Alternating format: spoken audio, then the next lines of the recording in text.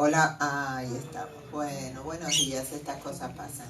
¿Cómo les va? Muchísimas gracias por estar acá. Estamos realmente felices de poder hacer esta conferencia de prensa, de recibirlos a ustedes.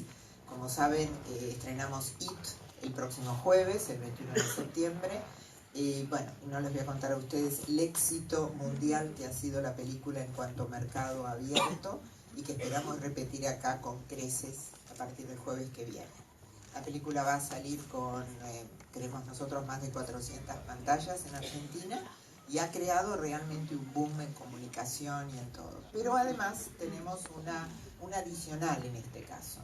La presencia del director y de la productora, Andy Muschietti y Bárbara Muschietti, que son argentinos y que hemos tenido el honor de recibirlos este fin de semana y con los que hemos compartido algún tiempo y vamos a estar el resto de la semana. Así que bueno, vamos a dar ya comienzo a la conferencia de prensa y los voy a dejar con Sebastián Tabani, que va a ser nuestro moderador en este evento. Muchísimas gracias. Hola, ¿qué tal? Buenos días. Bueno, primero quería agradecerles a todos por estar acá. Andy y Bárbara son dos excepcionales personas, muy talentosos, y me acaban de decir que la película recaudó en Estados Unidos 220 millones de dólares, sobrepasando el mejor estreno de septiembre que tenía en el 86, Cocodrilo Dandy, o sea que van bien. Bueno, vamos a empezar a presentar a la primera, digamos, responsable y productora argentina, Bárbara Muschietti. Adelante.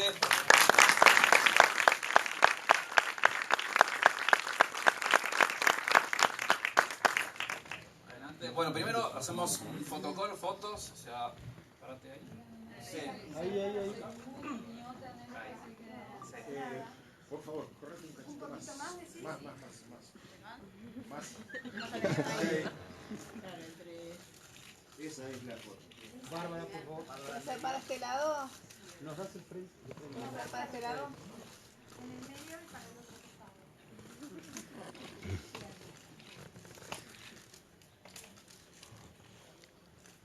¿Para el medio puede ser? Más para el medio.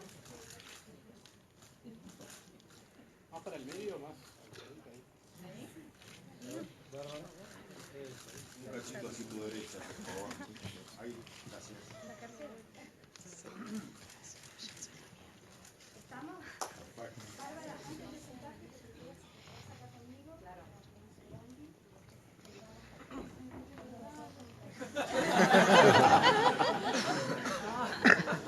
Y bueno, y ahora vamos a presentar al director. Él dirigió Mamá, producida por Guillermo del Toro a partir de un corto que vio en YouTube.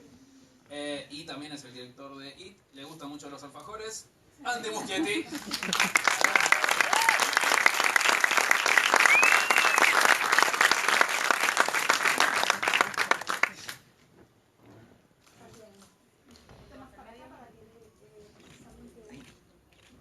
Andy, un cachitín más hacia tu izquierda. Bueno, Ahí, más ahí. perfecto.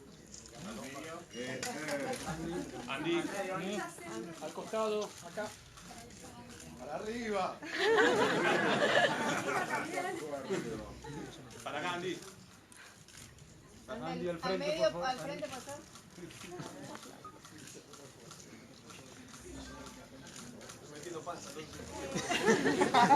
Apuren la foto. Para la izquierda. La izquierda, por favor. Mirando para el otro lado.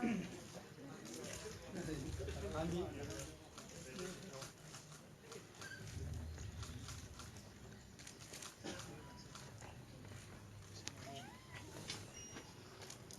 ¿Estamos? ¿Sí generamos la foto de los dos hermanos juntos? Sí.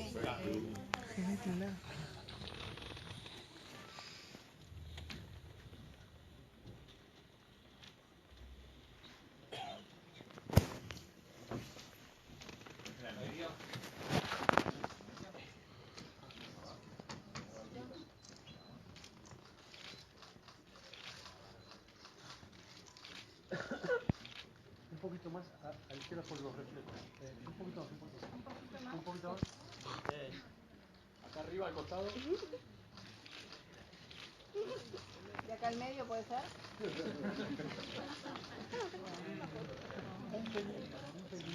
Un poquito más de este lado, más hacia el derecho. mucho?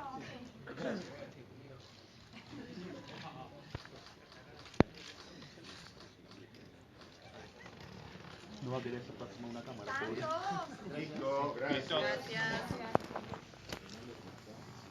Bueno, les voy a pedir que cuando les diga el nombre levanten la mano si las chicas que están a los costados saben dónde está el periodista y pueden acercar el micrófono. ¿Vieron la peli recién? Sí. ¿Qué tal? Muy buena. Mejor que la original. Mejor que la original. ¿Quién da más?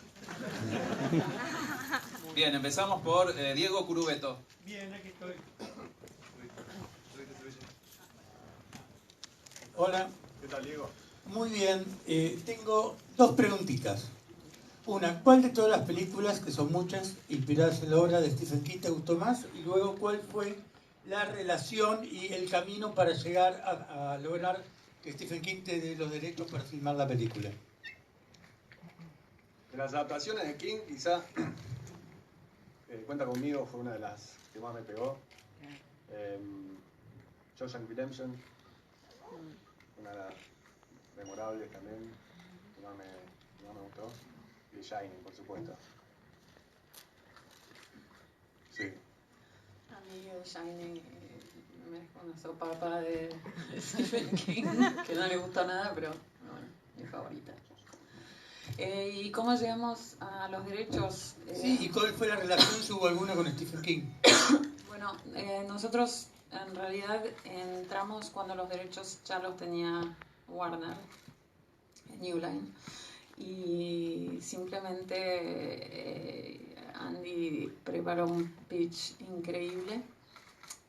Por ese pitch nos dieron la película, y a partir de ahí nos largamos, contactamos con la gente de Stephen King y les dijimos, miren, las puertas están totalmente abiertas, nos encantaría comunicarnos opiniones. Su agente nos dijo, miren, Steven está en una etapa en la que él lo que más le gusta hacer es escribir en su casa, y cualquier cosa que lo quite de escribir en su casa no lo hace tan feliz como eso.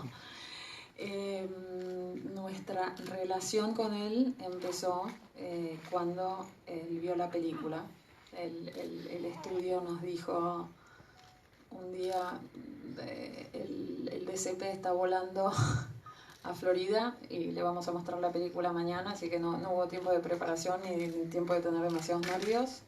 Vio la película y a partir de ver la película le escribió una carta de amor a Andy. Yo le escribí una carta primero, pidiéndole disculpas por todo lo que había cambiado. ¿Cambiaron mucho?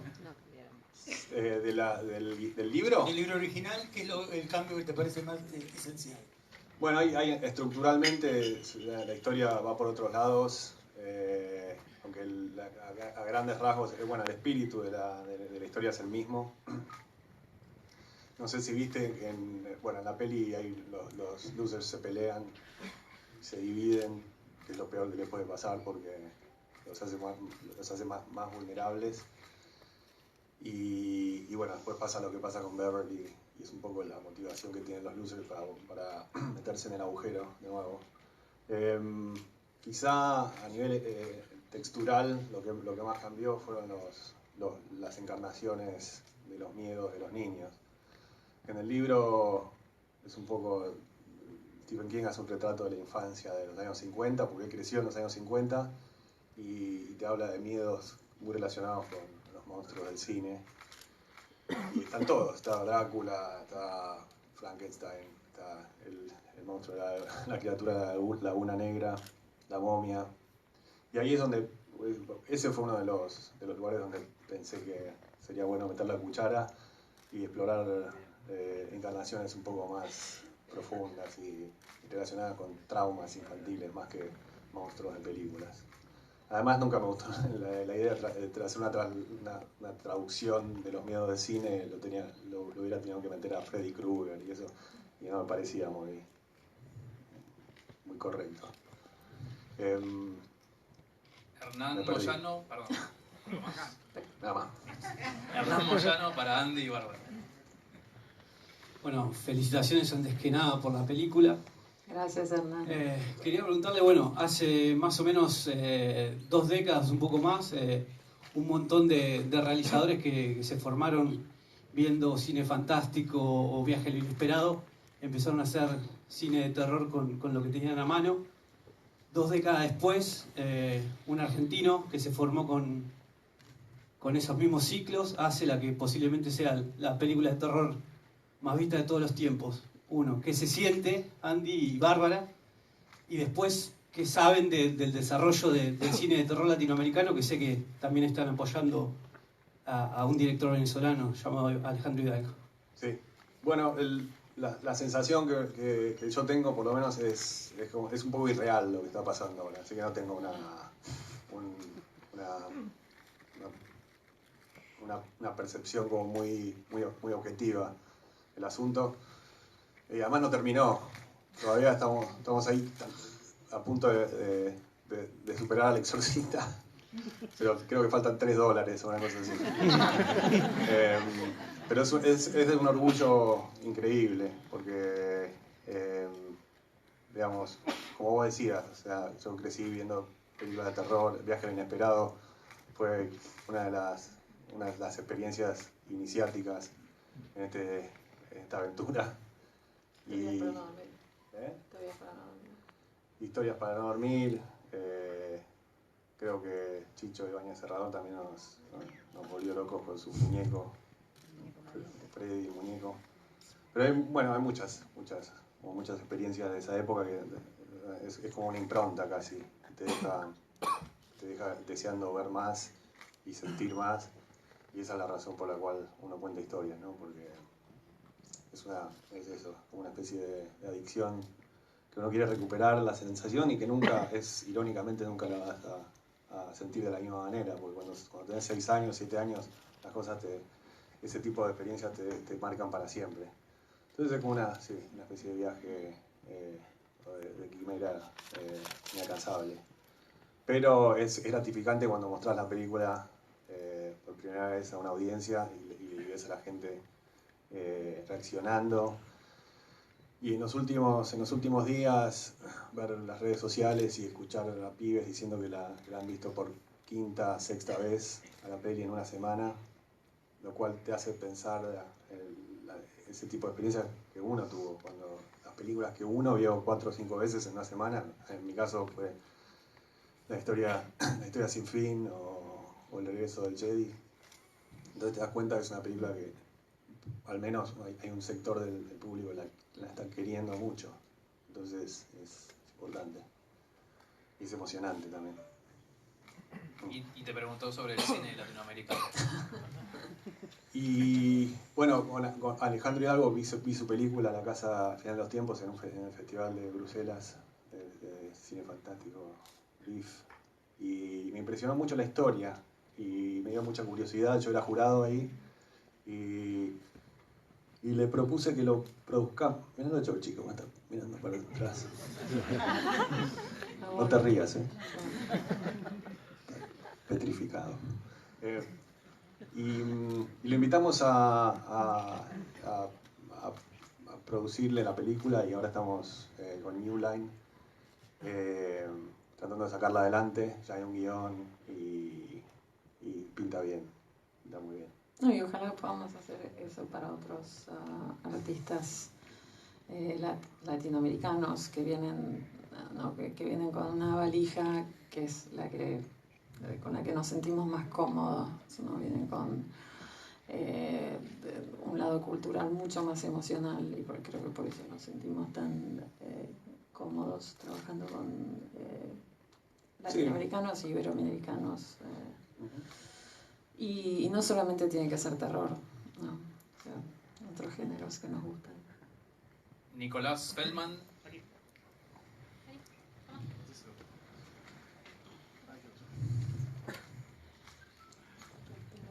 Bueno, ¿qué tal? Primero los felicito por la película, de nuevo a ambos. La pregunta está dirigida a Andy, en realidad a los dos, pero primero la consulta era por la decisión de dividirla en 2 partes, quizás por el el furor de la generación Stranger Things y quizás por el hecho de focalizar en los personajes cuando son chicos, que se unen algunas partes del libro, de la historia en sí, en comparación con lo que era la película original. ¿Cómo fue esa decisión? ¿A partir de qué tomaron esa decisión de dividirla en dos partes? ¿O si eso fue desde un principio la idea? Y en segundo lugar, perdón, así antes que me saquen el micrófono, ¿en qué te inspiraste para hacer esta nueva representación de It? Quizás como mucho más medieval, con algunos componentes de la historia, como es una criatura que va a través de los años. ¿En qué te basaste para dirigir al actor y para crear esta nueva personificación? Está bien. Repetí la primera pregunta. La primera era si la decisión de dividir la historia en dos partes fue desde un principio la idea o a partir del presente de tratar de focalizar en los personajes infantiles y quizás con uno de los actores que ya formaba parte de una serie también muy reconocida, que también con chicos y con los 80 encima. No, a mí me pareció, para mí era muy importante, personalmente la historia de los niños en el libro, en los 50 me pareció más interesante dramáticamente y emotivamente, me pegó mucho más fuerte que la segunda parte. Aún siendo una historia que tiene un diálogo entre las dos líneas temporales y va para adelante y para atrás, son como está contada en flashback básicamente, pero a mí yo quería en la primera película mantener esa historia lo más pura y libre de interferencias, justamente para eso, para conseguir que la gente se conecte emocionalmente con esa historia.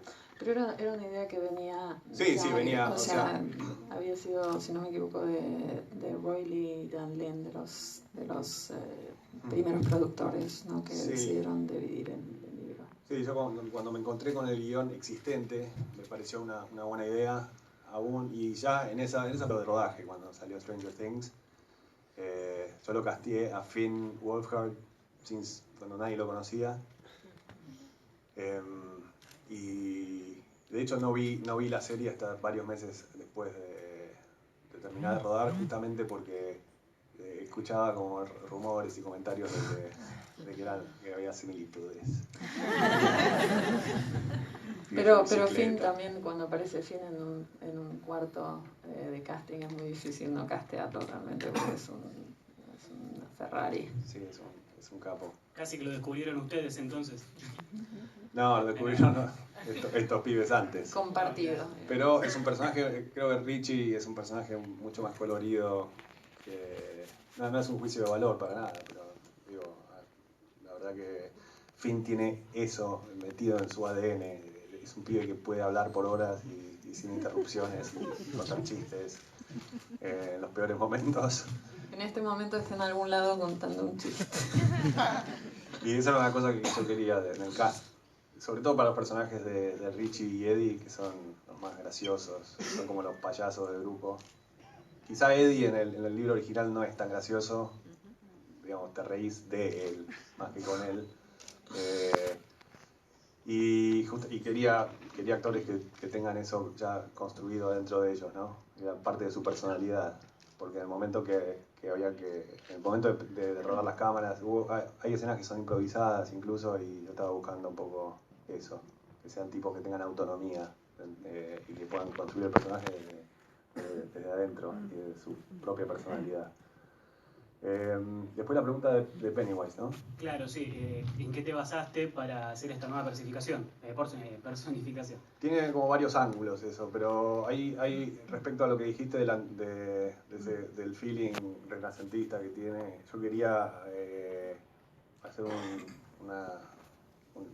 quería retratar a un personaje que trayera una cosa ancestral, no definida, porque si lo ves en realidad no es claro si es renacentista o de 1800, es un payaso medio que no tiene rasgos de distintas épocas. Yo no quería que sea definido eso, pero definitivamente que traiga un feeling de horror ancestral, porque el payaso del siglo XX ya estaba probado. Me parece que en general el creepy clown en general es muy del siglo XX, con el traje embolsado y todos los rasgos y la peluca de colores y no sé qué. Entonces quería hacer algo un poco más sofisticado, más inesperado, y con más matices. Y otro ángulo de eso es, yo hice varios dibujos, antes ni siquiera de empezar a castear, hice varios dibujos del personaje como lo veía, y tenía un aspecto aniñado, y al mismo tiempo tenía una mirada como horrible, porque tenía los ojos separados, mirando para distintos lados. Entonces quería calzar ese balance extraño, en parte por una cosa algo que sale del libro, que lo leí, cuando lo leí por primera vez me quedé pensando, y cuando lo leí de nuevo fue como una especie de confirmación de una sospecha. Es algo que dice Bill, el protagonista. La visión del monstruo es muy especulativa. Todo lo que sabemos de It mayormente lo vemos a través de la perspectiva de los niños, y está cubierta de incertidumbre y especulación. Pero hay un momento donde Bill dice, están hablando de la naturaleza del monstruo, y el tipo dice, ¿no será que este monstruo come niños porque eso es lo que nos dicen que los monstruos hacen?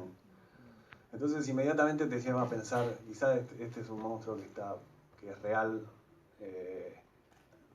siempre y cuando esté vivo en la imaginación de los niños. Y eso medio que cambia todo, ¿no? Entonces, incluso hay otras partes del libro. Stephen King tiene como, en general se mantiene en la perspectiva de los niños, pero tiene esas cosas no lineales donde de repente te salta a la mente de It, y los pensamientos son realmente muy simples y muy infantiles, y eso es como que confirma un poco la sospecha de que esto es un monstruo creado, es una mitología creada por la mente de los niños. Y quise trasladar un poco ese concepto al aspecto físico. Por eso la cara es un payaso, pero tiene la cara aniñada, parece un bebé casi. Si ven los primeros sketches, y es extraño, pero cuando ves los primeros sketches y lo ves a Bill Skarsgård en maquillaje, son muy parecidos.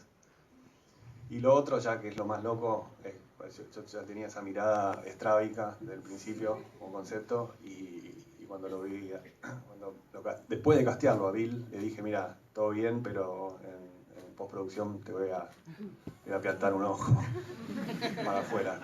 Y me dijo, ¿para qué si yo lo puedo hacer? Y me hizo así, sacó el ojo para afuera, que es aterrorizante. Hay muy poca gente en el mundo que lo puede hacer. Ponerse visco es muy fácil, pero el otro no. Así que fue genial porque me ahorró mucha plata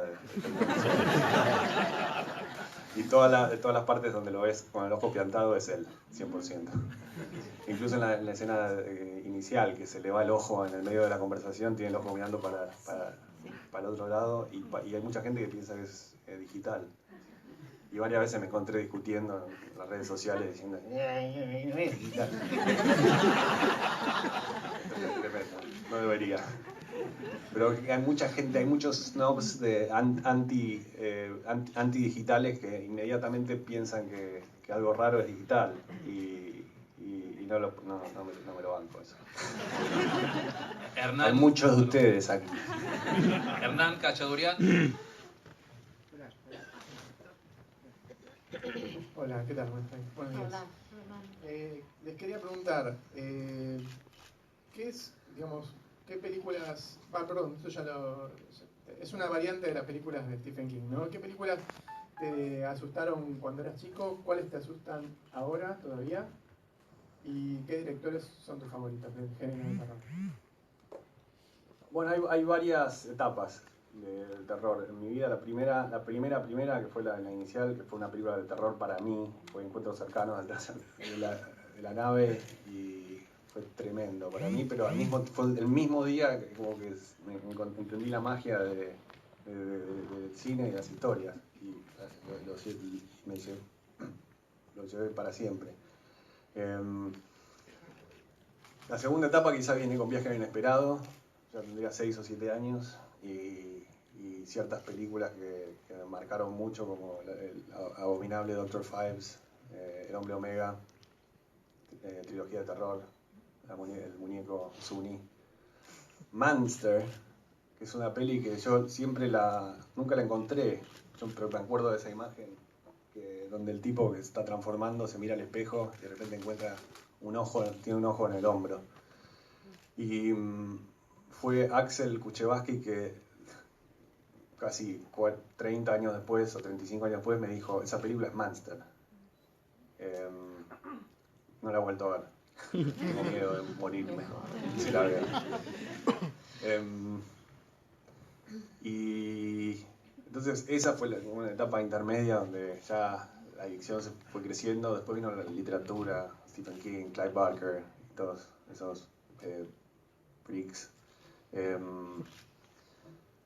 Después John Carpenter fue como una gran influencia. Esta película que llevo en el corazón como The Thing, o Escape de Nueva York.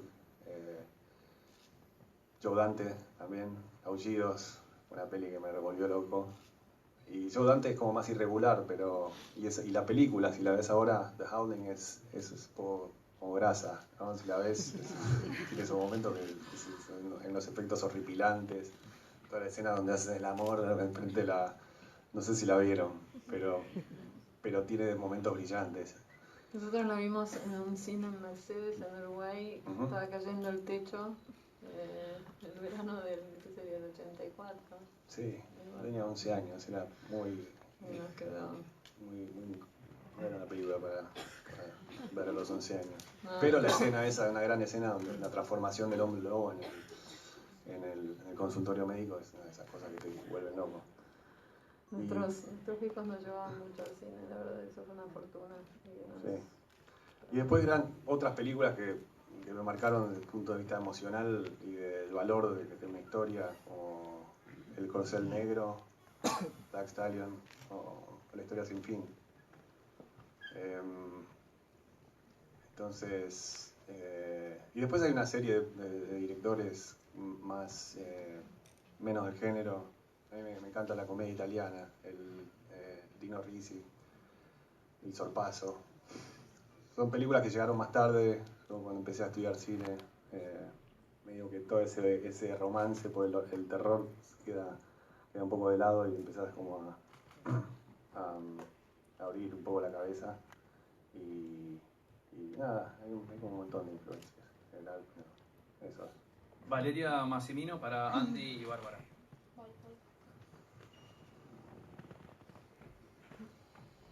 Valeria, ¿dónde estás? Hola. Hola.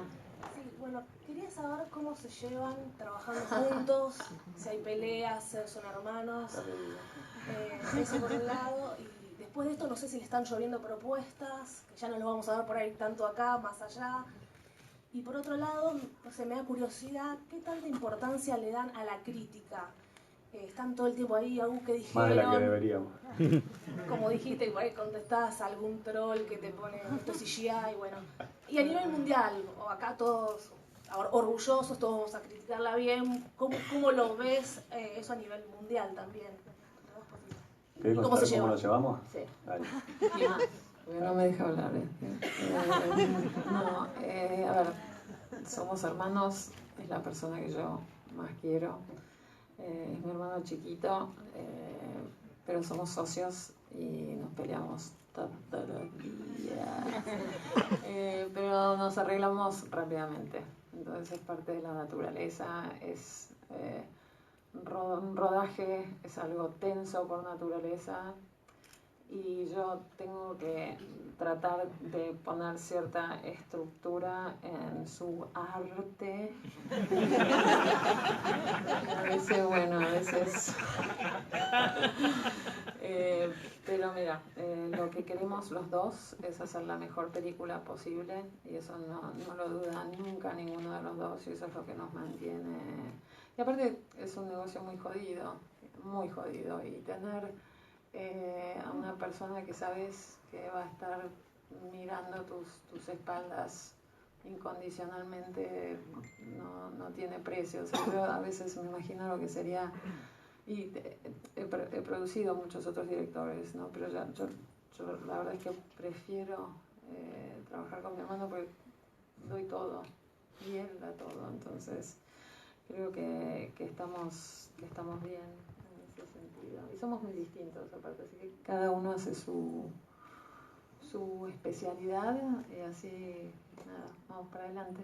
Sí, y no tengo nada para agregar porque es lo mismo. Pero habían preguntado a la crítica. Depende. O sea, yo en realidad no vería la crítica porque uno generalmente cuando la crítica es buena lo da por hecho, aceptás todo lo bueno, estás de acuerdo con todo lo bueno que se dice, pero no estás de acuerdo con lo malo que se dice. Entonces, y hay una división ahí, porque hay gente que dice que tiene una crítica negativa y tiene razón, y después están los idiotas que no saben lo que están diciendo. Y eso son los que dan bronca. En Los Ángeles había esta persona que decía que la película no tenía carga emocional, y que entonces me puse como loco. Entonces, directamente no hay que leer nada, lo mejor, me parece. No, pero el asunto, la verdad, aparte con esta película, vinimos, o sea, con una fanbase que venía con los tapones de punta y, o sea, siempre me acuerdo de este mensaje que recibió Andy 4 meses antes de que empezáramos a rodar. Le pusieron, la vas a cagar. Sí, o sea, nada más. Es muy estimulante. Pero no se puede pensar en eso, no se puede porque te paralizas, ¿no? Entonces hay que ir para adelante. Él yo creo que es muy bueno en eso cuando focaliza, es increíble, se olvida de todo que no sea la historia, la película, los personajes, y eso es lo que permite ir para adelante. Y también esto de ser hermanos ayuda porque cuando uno tiene ganas de golpear una pared, el otro le dice no, tranquilo y viceversa, ¿no? Así que... para que quería agregar algo. ¿Alguna otra crítica negativa que quieras sacar al aire? No, era sobre eso, no, pará.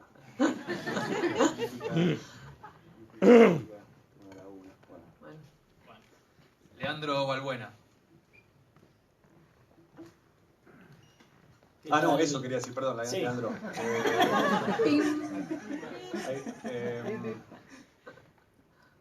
Necesito más café. No, eso, hay críticos hay gente que hace críticas que te das cuenta que quiere odiar la película, que tiene una predisposición a que la película no le guste. Entonces, eso te das cuenta cuando estás viendo, porque hay una malicia como extra que es muy clara. Después están los que dicen cosas que tienen razón, y esas son las cosas que la tienen que comer. Y después tuvimos un par que interesantemente nos decían, es que odio el libro. Bueno, ok, no lo vayas a ver.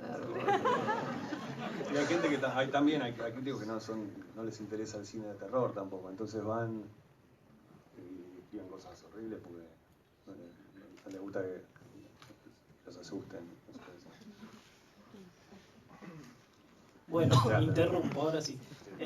Acá, Leandro de la revista Cine Fantástico Bizarro, muchas gracias por la entrevista que nos diste en el último número. Muy buena la revista.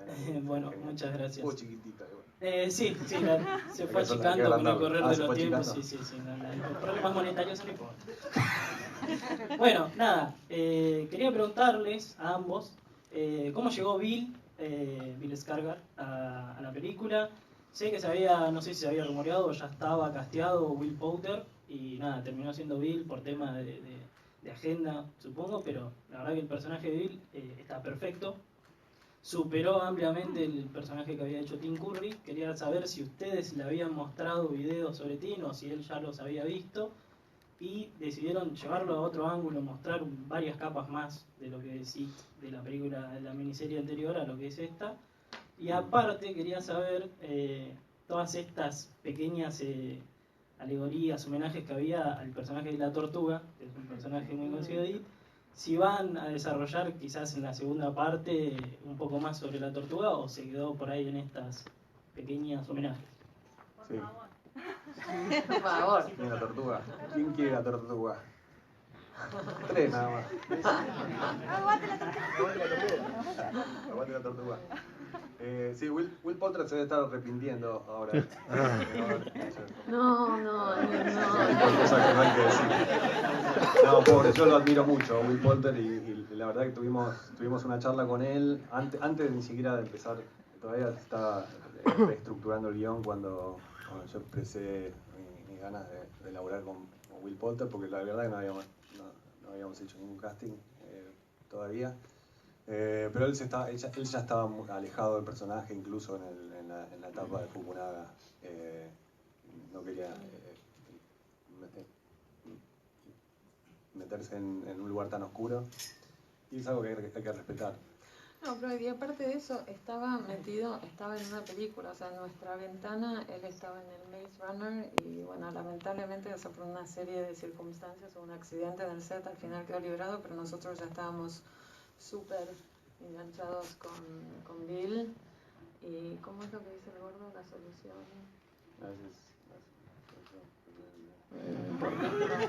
Nada, realmente encontramos una estrella absoluta, y pobre santo se tuvo que aguantar. Vimos muchísimos actores, cientos, incluso audicionaron actores que ya no lo hacen, y hubo de todo. Había actores que iban más por el lado de la tentación de hacer algo más similar a Tim Curry, que lo que hizo es estupendo, inimitable, ¿no? Sí. O sea, ¿para qué repetirlo? O sea, ya lo hizo él. Entonces, llegó Bill, hizo una audición increíble, y lo hicimos hacer 7 más, pobre santo, porque bueno, había bastante gente que tenía que opinar. Y fue como la última persona que casteamos. Y ahora Andy.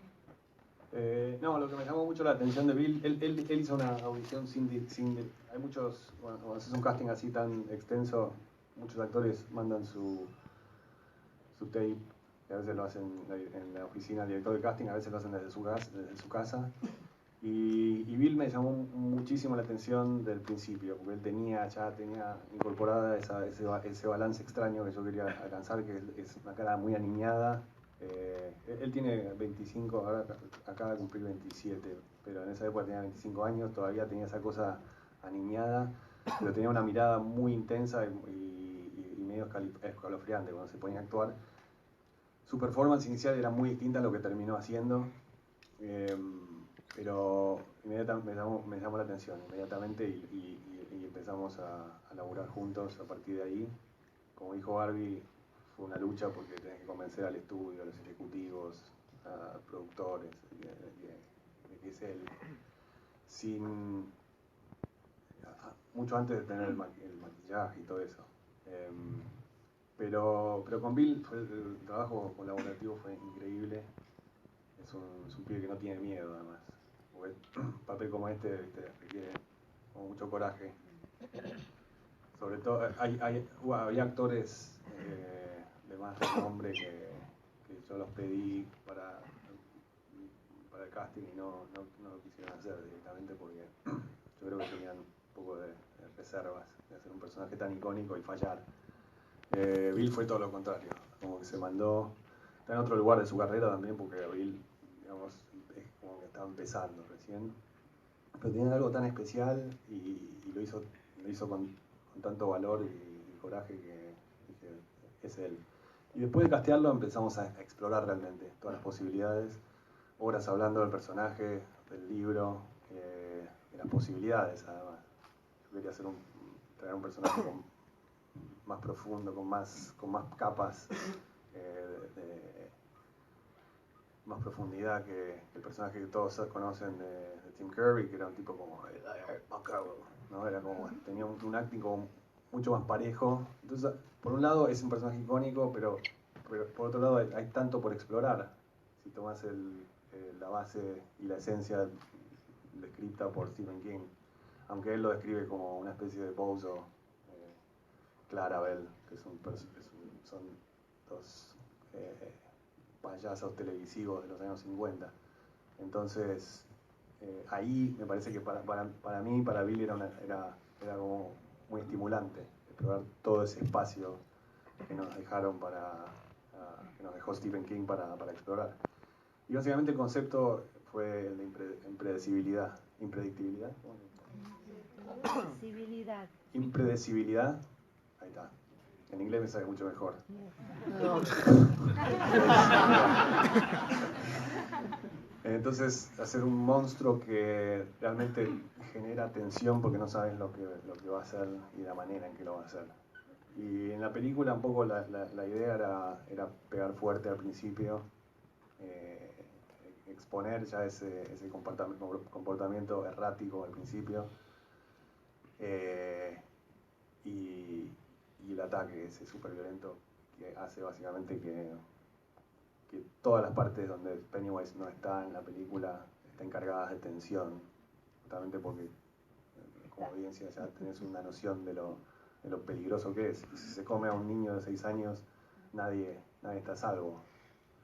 Entonces un poco esa es la idea. Y la manera en que lo hace, ¿no? La impredecibilidad en el comportamiento. Y lo que hizo Bill fue genial, porque una vez que nos pusimos de acuerdo en ese concepto, él empezó a hacer cosas rarísimas, incluso de una toma a la otra. Y no me hizo 2 tomas iguales, el pibe. Era una sorpresa atrás de la otra.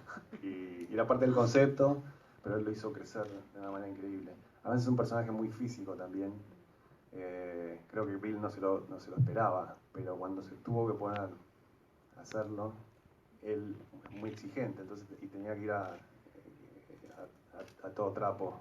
En su mente quería siempre ser como más expresionista de lo que cualquier persona esperaba. Entonces por eso lo ves saltando y bailando, haciendo esas cosas muy físicas. Toda la pelea final, el tipo después de una toma, yo decía, bueno, dale, vamos a hacerla de nuevo. Y lo miraba, ¿dónde está Bill? Y lo veía a Bill en la esquina, como tratando de recuperar el aire, y lo hacía de nuevo, pero es jovencito, así que vamos a prueba. Ezequiel Obregón.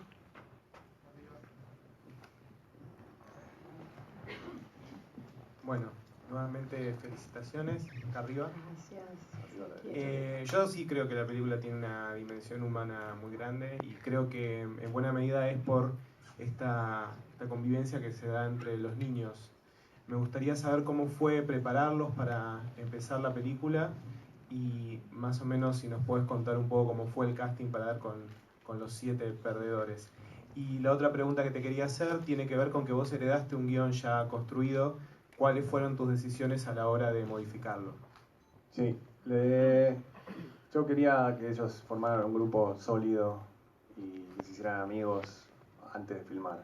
Y entonces se los convocó casi un mes antes, 3 semanas en Toronto, donde ellos los pusimos y naturalmente se empezaron a juntar. Y son pibes que tenían 12, 13 años, pero ninguno creo que estaba en la pubertad todavía, donde empiezan todas esas cosas, conflictos. Así que cuando son niños, viste, hay como una especie de camaradería y de libertad en el juego y cosas, y sucedió. Fue como una especie de trabajo de química que salió perfecto. Ya eran amigos antes de empezar a rodar, y esa química entre ellos se nota y es real, completamente real. Y había como excusas para que ellos se hagan amigos. Se hicieron como talleres de andar en bicicleta, porque los niños en esta generación no saben andar en bicicleta, aparentemente, o algunos. Se iban a nadar juntos, iban de paseo por ahí. Pero le sacamos los móviles también. 10 horas por día en las que tenían que estar juntos, hablando, nadando, corriendo, haciendo ejercicios de confianza. Había un coach que se llama Ben Perkins, que es un tipo inglés, que es un capo, y que él es el que se encargó, mientras nosotros preparábamos la peli, él se encargó de hacer esas actividades, y la verdad que se ve en la peli. Para mí fue un logro general de llegar a la peli con estos pibes ya ya tenían una confianza total entre ellos y eran muy amigos. Y hubo primeros besos en cámara también. Sí. El beso del final es el primer beso que se dieron, parece. Y lo hicieron como 14 veces. O sea, después del primero al 14 en 2 horas. Y la otra pregunta era... A la adaptación que hiciste sobre el guión que heredaste. Sí. Había cosas del guión que me interesaban. Creo que para mí fue un trabajo muy personal de recuperar mi experiencia emotiva leyendo el libro. Era muy distinta a lo que Fukunaga había escrito. Entonces, para mí fue como muy claro el trabajo. Y muy espontáneo también, porque las ideas salían solas respecto a las cosas que yo me acordaba, las cosas que se habían quedado conmigo. Y después fue una lectura ya más de adulto. Nuevas cosas salieron. Para mí, las cosas como más fundamentales y o más claras, específicas que cambiaron fueron las encarnaciones de Pennywise. La estructura de toda la segunda mitad de la peli, la segunda mitad del segundo acto y todo el tercer acto son ideas nuevas. Lo de Beverly al final, la escena de la proyección, fue todo creado. Yo quería traer una nueva versión de lo que en el libro era el álbum de fotos que trae Mike, y lo de la proyección me pareció que era una buena manera cinemática de contar eso, y además una oportunidad para dar un par de sustos. Y en general la profundidad de los personajes y las relaciones. Yo quería hacer hincapié mucho en la historia de amor, que es una de las cosas que más me pegó leyendo el libro por primera vez. Claro, cuando tenés 13, 14 años, son cosas, y lees este libro y te identificás con las cosas que le pasan a los losers, ¿no? No solo en el tema del acoso y de la opresión, de los bullies, sino todos los temas sentimentales, como la historia de amor.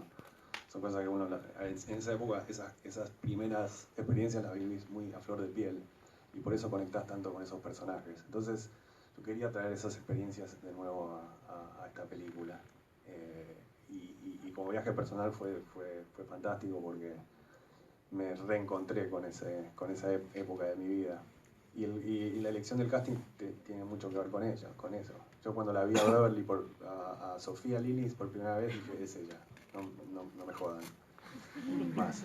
Y me costó mucho venderla después. Estudio, porque era una chica que nunca tuvo el pelo largo, siempre con el pelo así, tipo corte de taza, de pibe. Y el estudio me vino con cosas como, bueno, pero nos imaginamos a alguien con pelo largo, no sé qué. Y yo dije, está bien, pero no. Esta chica tiene una personalidad, es perfecta, es Beverly. Y la manera de meterla en la peli, y esto también conecta con las cosas nuevas que le metí a la historia, la manera que tuve de meterla en la peli es básicamente ella empieza con el pelo largo, que es una peluca, y se lo corta a la fuerza, se lo corta porque básicamente su padre... Pero la vieron. Su padre, que está obsesionado con ella, y esa cosa de abuso como solapada se expresa a través del tipo tocándole el pelo, y ella inmediatamente reacciona cortándoselo, tomando control de la situación, aunque está en crisis. Después el pelo lo incorporé dentro de la escena del lavamanos, donde no solo sale sangre, sino que además sale el pelo de ella, que es como una especie de expresión total de sus miedos, el miedo de transformarse en una mujer. Y nada, y fue mi manera esa escena fue mi manera de asegurarme que el personaje podía ser ella. El resto de la peli ella está con su pelo. Sauvage. Jimena Brennan para Andy y Bárbara. ¿Qué tal? Felicitaciones. Quería, ya que mencionaban primero las historias que los habían marcado, a mí me marcó mucho Mamá cuando la vi, y me gustó mucho la referencia que hay de mamá, o yo la interpreté que había un personaje hay un personaje muy parecido que me hizo acordar y la verdad que me gustó mucho ese guiño. Bueno, tenía varias preguntas para hacerles, pero fueron ya preguntadas y un poco para el último, pero sí me interesa cómo van con la segunda parte. Imagino que no se está filmando todavía, pero en qué etapa estaría. Y además tenía entendido que era más centrado, que vos lo dijiste, creo, Andy, en la adultez y en que ellos tienen que volver a enfrentarse con esto que creían extinto. ¿En qué etapa están y cuándo se empezaría con el trabajo fuerte? Primero déjame sí. responderte lo de mamá, porque sí.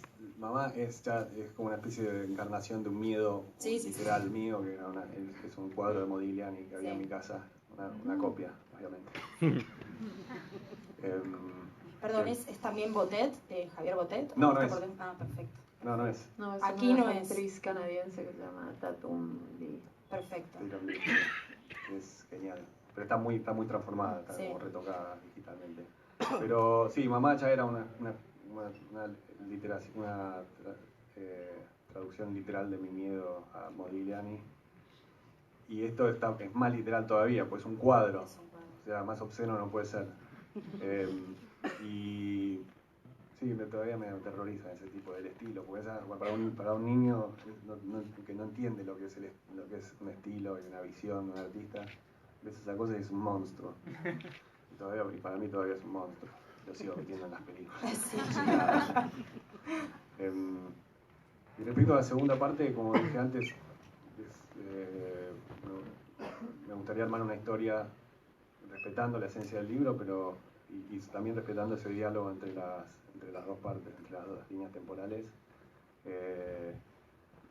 Y es un viaje que recién empezó, estamos escribiendo la historia ahora y tengo muchas ganas de hacerlo. Con Gary Doberman. Sí, Gary Doberman, que es el escritor que nos ayudó con el guión y que vuelve ahora. Y ya estamos trabajando en la historia.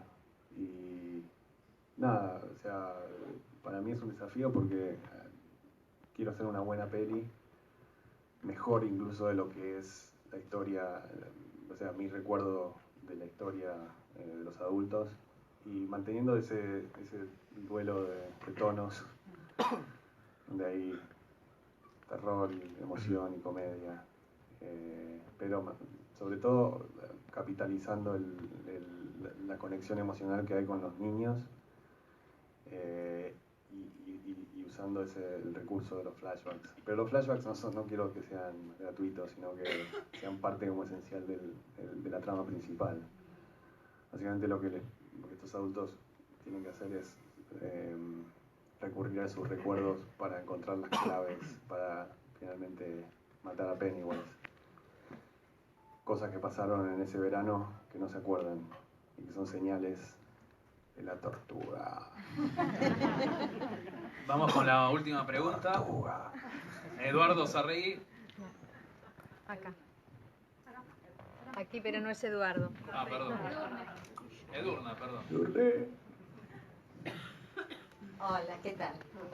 Yo quería hacer dos preguntas, una a cada uno. Para Bárbara, ¿se han puesto a analizar el éxito que está teniendo la película y qué conclusiones sacan de ello?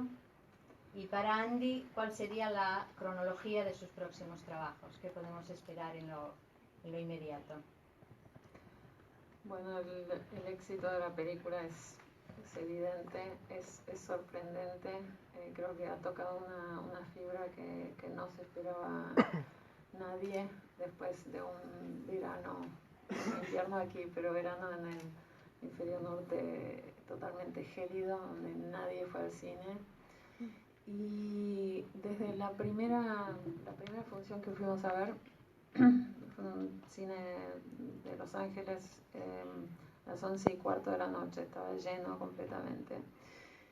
Y la gente se asustaba, móvil, la gente se asustaba. Ay, Tabani, de nuevo. La gente se asustaba, la gente se reía, pero claro, nosotros mirábamos la audiencia para atrás y estaban felices, ¿no?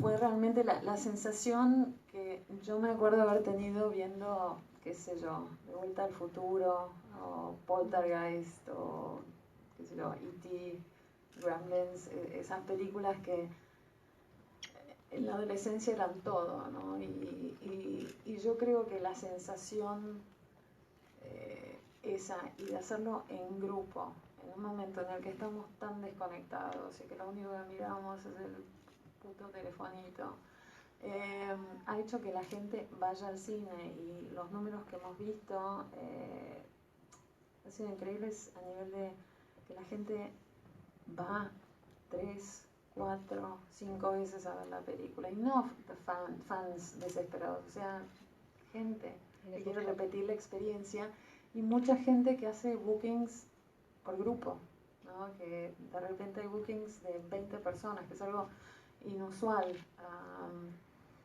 Así que, nada, sí, es una experiencia colectiva, y eso yo creo que lo empezó el teaser, cuando la gente necesitaba contagiar el teaser, que creo que fue en mayo, ¿no?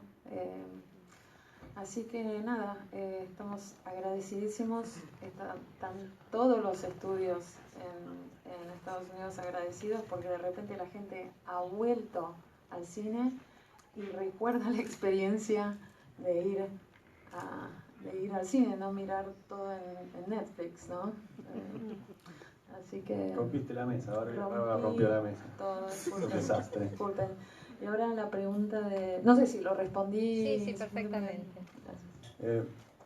Bueno, IT 2, IT capítulo 2 es como la prioridad ahora. Primero metemos una cosita en el medio.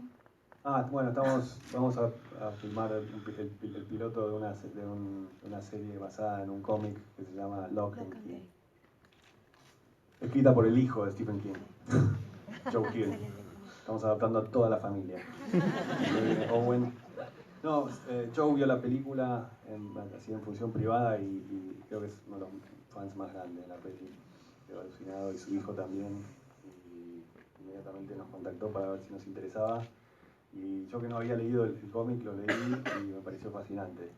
Y me gustaría hacer la serie entera, pero ahí empiezan los conflictos con su padre, porque tenemos que hacer la segunda parte. Entonces acordamos hacer el piloto, establecer un poco la estética y el espíritu de lo que va a ser la serie, y después empezar con la segunda parte de IT, lo antes posible, antes de que crezcan los pibes. Ya hablamos con los padres para que para que no crezcan. Técnicas milenarias de vendación y cosas. Y después de eso hay que ver. Yo quiero volver a escribir, porque la experiencia de mamá fue genial, y a mí yo la necesito. Después de mamá estuvimos como 2 o 3 años metidos en la burbuja de la industria, donde todo el mundo te tira cosas, y estuvimos involucrados en La Momia antes de que sea la encarnación esta con Tom Cruise. Era un proyecto más interesante, pero que finalmente se chocó con las diferencias creativas que tenía con el estudio. Pero a grandes rasgos lo que sucedió fue que nos dejamos llevar un poco más por el baile de la industria. Vamos a bailar al bombo de la industria, más que escuchar a los impulsos creativos propios. Entonces, definitivamente me gustaría volver a escribir y hacer una película más personal. No que IT no lo fue, porque IT tiene una visión que es muy propia, pero está basada en un libro genial que a mucha gente le gusta. Pero